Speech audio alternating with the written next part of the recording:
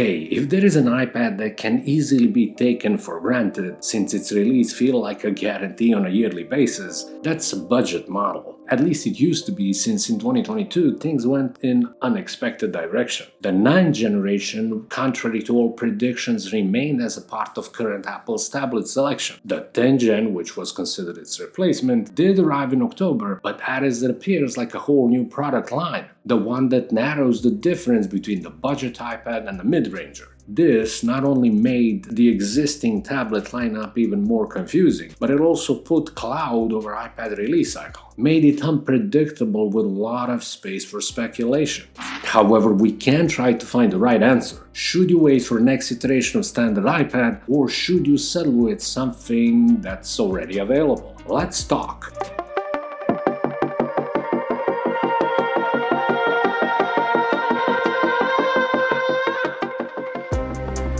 Hi friends, and welcome to Digital Marketing channel. My name is Marko and this is your dose of latest Apple news, leaked information, tech rumors and product reviews. Make sure you subscribe, hit the like button and don't forget to enable all notifications so you don't miss the next video. Please answer in the comment section below. Are you waiting for the next so-called budget iPad this year? This video is powered by Benks. Take a look at their awesome accessories for iPhones, iPads, Samsung devices and much more on their website. A few months ago I've reviewed Infinity Pro magnetic stand and I've been playing with Urban Pro case with the keyboard for some time. Their products are cool. Check out the link in the description and in the pinned comment. Use Digital Marketing's 15 code and get a 15% off. Yep.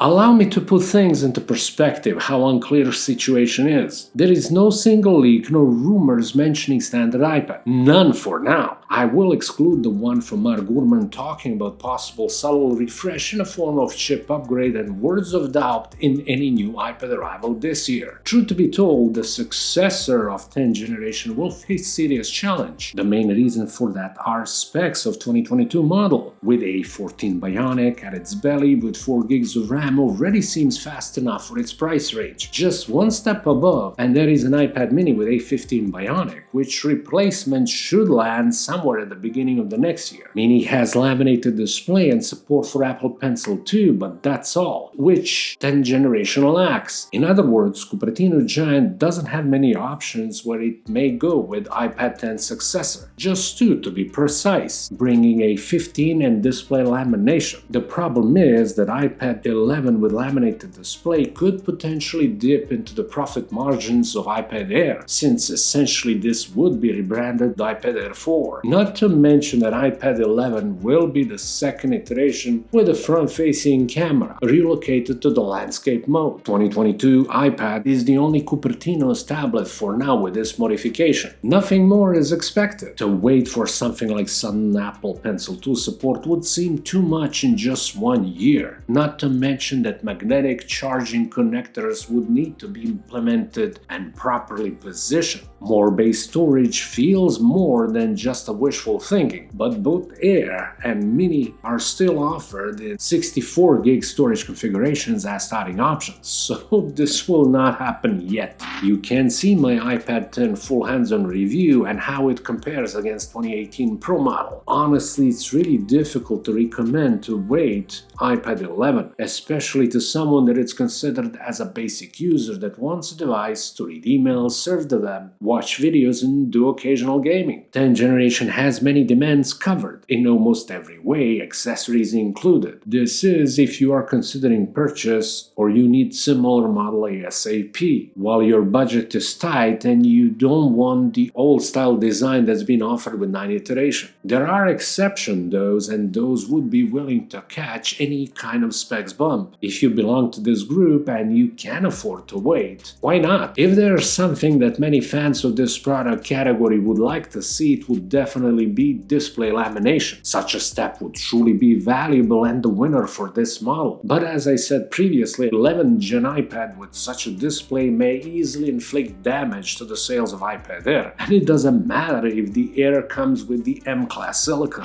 I hope this helped you a bit, in case you were considering to buy a budget iPad. If you like this video, please subscribe, press the thumbs up and enable all notifications. Thank you so much for watching Digital Marketing channel. My name is Marko. Talk to you soon. Have an excellent day. Bye.